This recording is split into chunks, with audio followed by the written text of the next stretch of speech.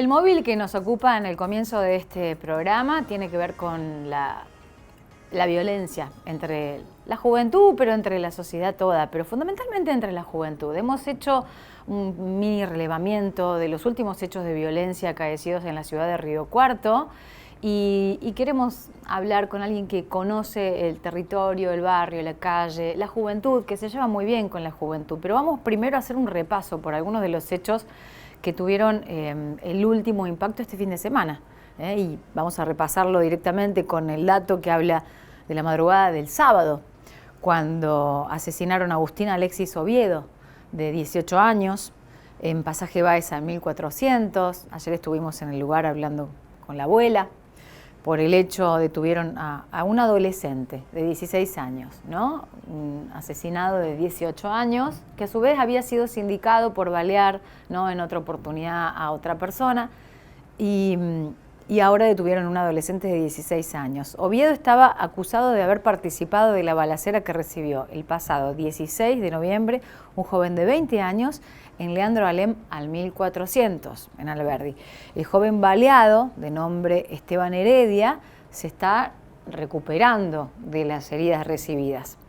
Tras estar varios días internados en el Hospital San Antonio de Padua. Y después hay que decir que el sábado 7 de noviembre, o sea, tan solo 11 días antes de esto que acabamos de mencionar, frente a un domicilio de calle Edison al 500, asesinaron de un tiro en la cabeza a Lara Gijena, de 21 años, la joven que ingresó sin vida al Hospital San Antonio de Padua, y por el hecho se encuentra detenido Ariel Nicolás Torres, el femicida de Lara. Entre un sinnúmero de hechos que se van registrando, que por ahí no llegan a ser del todo denunciados o que son denunciados y que no se hacen público, casos de revoleo de botellas, por ejemplo, entre jóvenes en bares céntricos de la ciudad, microcéntricos de la ciudad, ¿no? ¿Qué está pasando?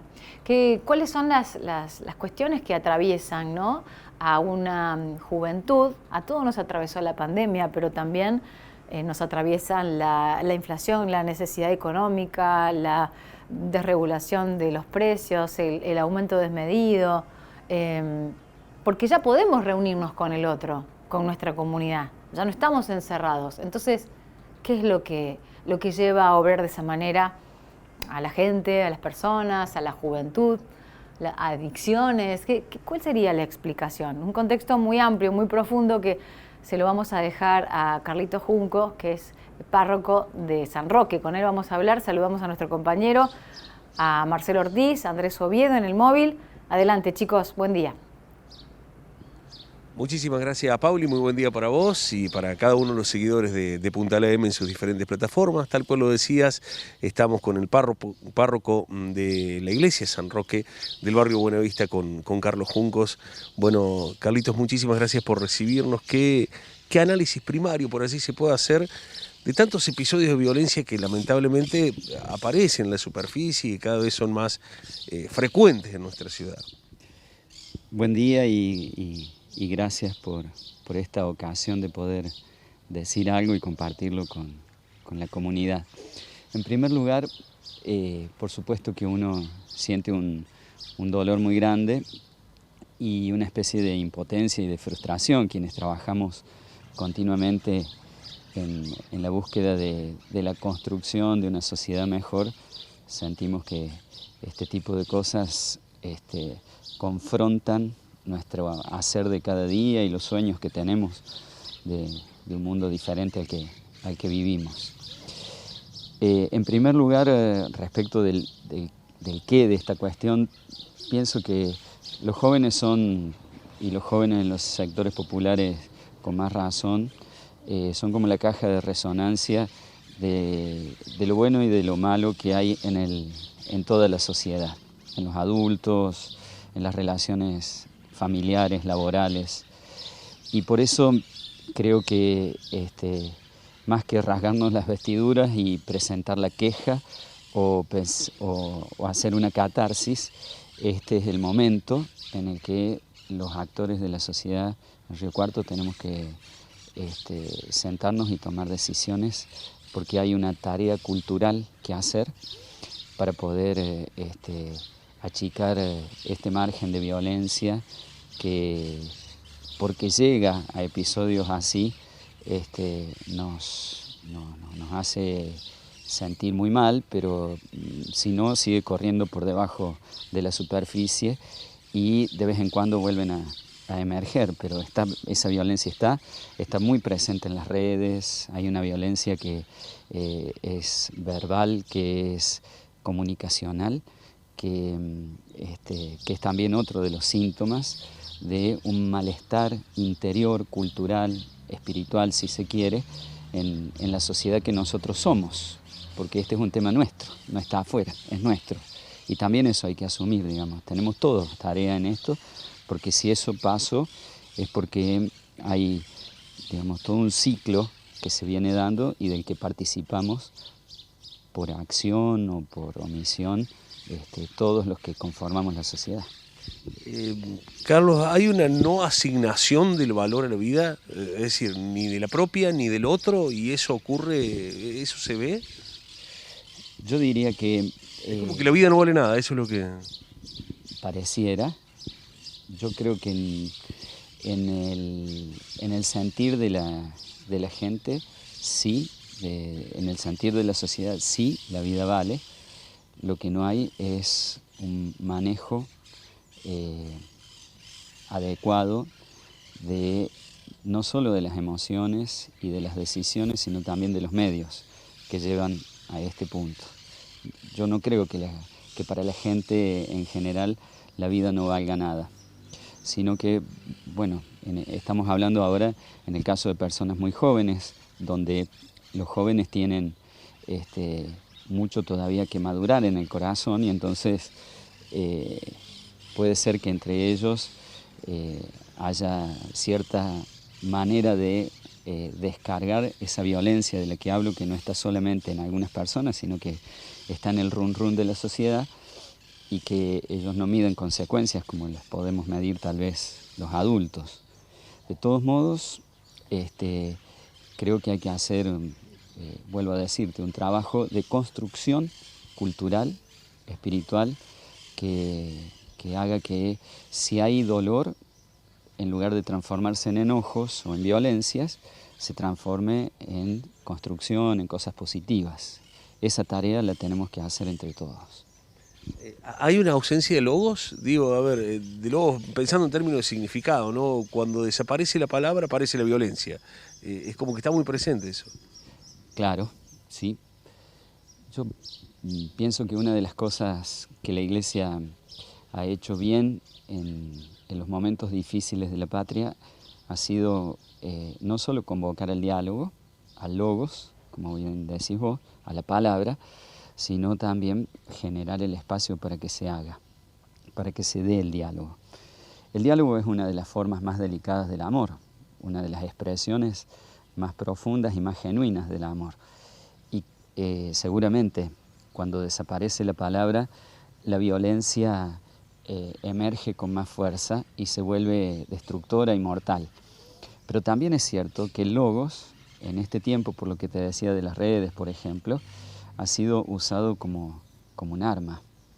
La palabra está siendo usada como un arma, y eso genera también más violencia y más dolor. Entonces, esa herramienta poderosísima que es la palabra tiene que ser encauzada para que crezca la vida, y no para que la vida sea, como lo planteabas recién vos, algo que no tenga valor, o las consecuencias de los actos no sean previstas y definidas de antemano. ¿Notás también ese crecimiento, digamos, o que puede coadyuvar desde la violencia institucional, desde la violencia en el mismo ámbito político, ¿no? Tiempos de muchas grietas, tiempos de poco entendimiento, ¿también genera eso en un ethos, un discurso social? Seguro. Lo que decía al comienzo, ¿no? Esta es una cuestión que nos compete a todos, que nos atañe a todos, y es algo que entre todos tenemos que solucionar. Sí, la violencia que se ve a nivel institucional, la violencia que justificamos desde distintos espacios, porque por ejemplo hay gente que dice, sí, pero lo mío es reacción, el otro es el que tiene la culpa. Ese tipo de cosas que se van consolidando son las cosas que tenemos que trabajar para evitar esto, ¿no? Hay que desmontar, deconstruir para reconstruir. Ese deconstruir hay que hacerlo sin destruir, porque si no entramos en la misma lógica que es la que estamos sufriendo ahora. Y para eso hace falta corazones grandes, corazones generosos. Las instituciones son lo que somos nosotros.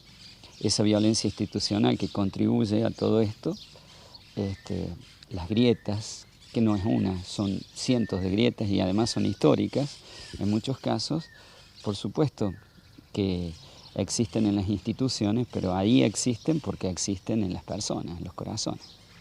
Así que el trabajo es doble ahí, un trabajo colectivo, estructural, y un trabajo individual y hacia adentro de las personas. ¿Estos tiempos de pandemia crees que también han fagocitado de alguna manera u otra, digamos, esta normalización de la violencia, este crecimiento en casos también? El convivir por ahí con un violento o estar en contacto con. Seguro que el aislamiento al que hemos tenido que someternos y que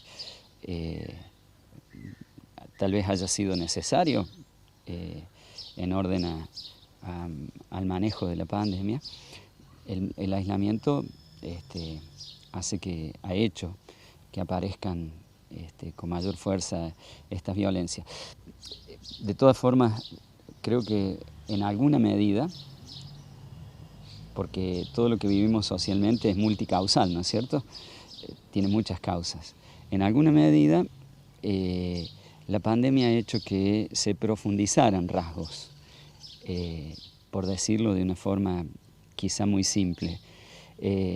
Al de buen corazón la pandemia le ayudó a ser mejor. Y al que tiene el corazón herido, no hablo de mal corazón, al que tiene el corazón herido la pandemia le ha profundizado las heridas, ¿no? Y de ahí viene también esto que vos preguntas y que hace a un contexto especial de este tiempo y que seguro ha favorecido estas cosas. La parroquia en lo particular, en San Roque te toca ver estos casos, está como necesidad el diálogo. Sí, a nivel familiar, por ejemplo, son tiempos complejos, como lo han sido siempre los fines de año. El cansancio, las frustraciones, son cosas que en este año detonan, en los fines de año detonan y en este año tal vez con ayuda de la pandemia con más razón. Nosotros hemos tenido algunos episodios de violencia antes de la pandemia, con muertes de personas jóvenes y todo.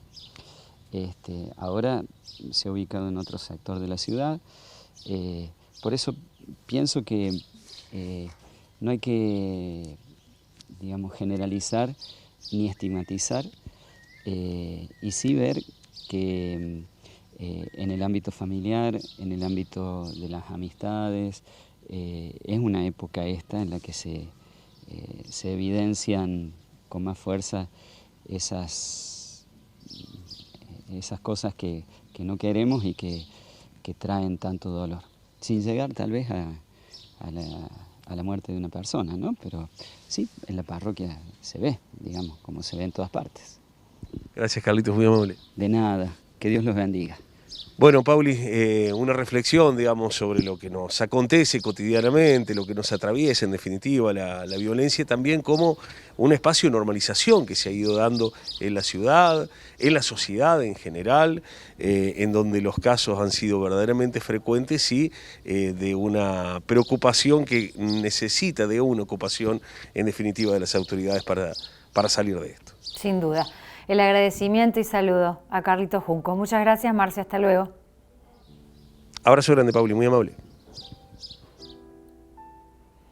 Vamos a hacer la primera pausa en Punta la M, pero ya seguimos con vos hoy hasta las 13.